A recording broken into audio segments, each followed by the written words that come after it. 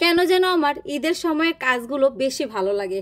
ঈদের সময় আমি যত বেশি কাজই করি না কেন সেই কাজটা এত আনন্দ নিয়ে করি, আর যেই কাজই করি আমার কাছে খুব ভালো লাগে আর চেষ্টা করি নিজের হাতে করার জন্য। আসসালামু আলাইকুম, জুম্মা মোবারক। সবাই কেমন আছেন? চলে আসলাম আরেকটি নতুন ডেইলি লাইফ ব্লগ নিয়ে। একটা সময় ছিল যখন আমি ক্লাস 3 বা 4-এ পড়ি, তখন এত এত ইলিশ তখন ধরা পড়তো। আমার বাবা দেখে গেছে সকালবেলা বাজার পাঠাতো, তখন ইলিশ পাঠাতো, রাতের বেলা বাসায় আসতো, তখন ইলিশ নিয়ে আসতো। তখন কিন্তু ফ্রিজ ছিল না, তো সেই মাছগুলো এক্সট্রা মাছগুলো হয়তো বা লবণ বা হলুদ দিয়ে জাল দিয়ে রাখা হতো। তো এত এত মাছ আব্বু আনতেই থাকতো, আর আমি আর আমার দাদু ছিলাম, যত ইলিশ খেতাম আমাদের মানে কখনো আছে না মানে খেতে ভালো লাগে না, আর খাবো না, মন মানে উঠে গেছে এরকম না। এত ইলিশ আমরা খেতে পারতাম দাদি আর নাতিন মিলে। তা আম্মু একটা সময় এত বিরক্ত হয়ে যেত আব্বুর উপরে, একদিন আমার চোখের সামনে ইলিশ মাছের প্যাকেট ধরে বাইরে ছুঁড়ে ফেলে দিয়েছিল, যে রাতের বেলা মাছ নিয়ে আসে, এত মাছ কি করে। কারণ আমার আম্মুকে দেখছি বরাবরই সে রাতের কাজ খুবই অপছন্দ, সে রাতের বেলা কাজ একদমই করতে চায় না।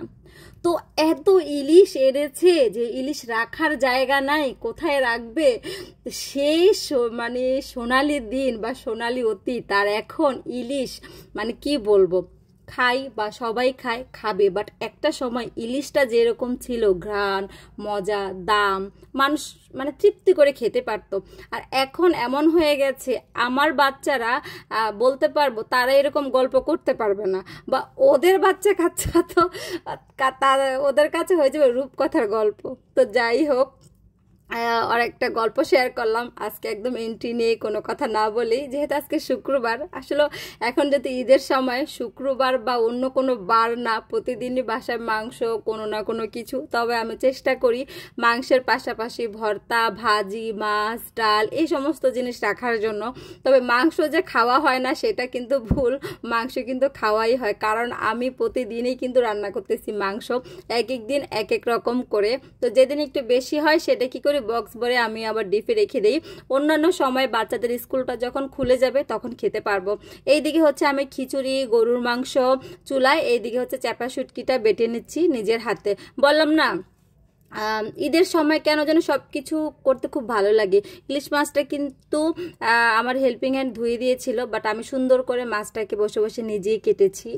তো মানে কি বললাম, ইলিশটা আমার এত পছন্দের একটা জিনিস, জানেন না কেন জানি, মানে বরাবরই আমি যখন প্রেগনেন্সি অবস্থায়ও থাকি তখন আমার বরের কাছে এই একটা জিনিসই আবদার। এবং আমার বড় ছেলে ছোটবেলা থেকে ওরও ইলিশ খুব পছন্দ ছিল, ওর অ্যালার্জির এত প্রবলেম ছিল তাও ইলিশ খাবে। ডাক্তার একটা সময় বলতেছে থাক ইলিশও খেতে থাকুক, এদিকে হচ্ছে অ্যালার্জির ওষুধই চলতে থাকুক। এই তো আমার বত্তা হয়ে গেছে। আর হচ্ছে আজকে বাসায় সবাই বলতেছে যে আমি বাসমতি চালের খিচুড়ি করো, তো বাসমতি চালের খিচুড়ি করলাম। আর এদিকে আমার মুগ ডালটা ভাজা ছিল না, তো মুগ ডাল আপনাদের ভাইয়া বেশি করে নিয়ে আসছে, সবগুলো একসাথে ভেজে বক্স ভরে নিয়ে রেখে দিলে প্রতিদিন আর ইয়ে করা লাগে না। তো এদিকে আমি মাছ চুলাই দিয়ে, আমার স্যার আমাকে বলতেছে যাও একটু জুতাটা এনে দাও, তো আমি ক্যামেরা ধরে রাখছি, বেচারা এখন আমাকে একটু বকা দিয়েও কথা বলতেছে না, কিছু দিয়ে কথা বলতেছে না। তো সে এখন জুতাটা লাস্টে বুয়া এনে দিছে, আমি তোকে ফান করতেছিলাম। তো নামাজ পড়তে চলে গেছে, এইদিকে হচ্ছে হেল্পিং হ্যান্ড দুইজন, তো একজন হচ্ছে গ্রামে চলে গেছে, তো চলে গেলেও সে হচ্ছে আপা 2 মাসের মতো কাজ করবে না। তো এই কয়েকদিন ও হচ্ছে করতেছে, আর দেখি নতুন কোনো হেল্পিং হ্যান্ড পাই কিনা। এইদিকে হচ্ছে মাছগুলো ভেজে নিচ্ছি। মাছ তো একটু বড় সাইজেরই ছিল, তো পুরোটা তার আমাদের লাগে না, মানুষ যেহেতু 4 জন, বাদ বাকিটা রেখে দিয়েছি, আরেকদিন হচ্ছে তরকারি দিয়ে আবার রান্না করে খাবো। আর এই তো মাছের ডিমটা একটু পরে দিয়েছি, কারণ প্রথমে দিলে মাছের ডিমটা বেশি হার্ড হয়ে গেলে আর মজা লাগে না। তো আপনাদের কি অবস্থা, কে কোথায় ঘুরতে গেলেন, বেড়াতে গেলেন, অবশ্যই জানাবেন। আর আরেকটা কথা, আমার ভিডিওটা কে কোথা থেকে দেখছেন অবশ্যই কিন্তু জানাবেন আমার ভিডিওতে। এই তো আমার মাছ ভাজাটা হয়ে গেছে। আর ইলিশ মাছ ভাজাটার ঘ্রাণ, আমি যে মাছটা ভেজেছি মাছটা কিন্তু অনেক ভালো ছিল, বাট আমার নাকে একটু ঘ্রাণও আসলো না। তো সেই জন্য বললাম সব কিছুই মনে হয় সোনালি অতীত হয়ে গেছে। একদিন একটা আপু বলতেছে ইলিশ মাছ মজা লাগবে না কেন, আপনারা তো একদম দুনিয়ার মশলা দিয়ে রান্না করেন। এটা কিন্তু ভুল। আমি কিন্তু আমার ব্লগ যারা দেখেন, ইলিশ মাছ আমার চেয়ে কম মশলায় মনে আর কেউই রান্না করে না। কোথায় সেই ঘ্রাণ কিন্তু পাচ্ছি না।